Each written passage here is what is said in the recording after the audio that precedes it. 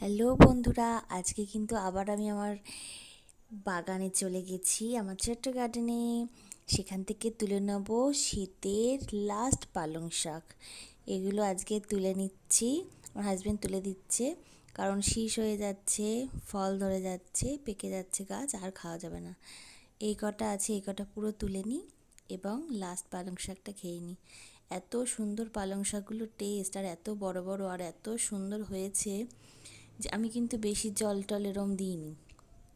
তাই ওকে বললাম, যে আমার হাজব্যান্ডকে বললাম যে সবই তুলে দাও, না হলে অন্য কিছু আর ওখানে আমি লাগাতে পারবো না। বরবটি, তারপরে লাল শাক, এটা সেটা অনেক রকমের বীজ আমি রোপণ করেছি। এবং এই ওটা বাদ দিয়ে, যেহেতু এই জায়গাটা ব্লক আছে, করতে পারিনি, তার জন্য আমি অন্যান্য চারা অনেক লাগিয়েছি, আপনাদের দেখাবো। আর এই দেখুন, দেখালাম আমাদের আম গাছেও কত মুকুল ধরেছে। আর ও বলছে যে এই কটা পালং শাক থাক, আবার নেক্সট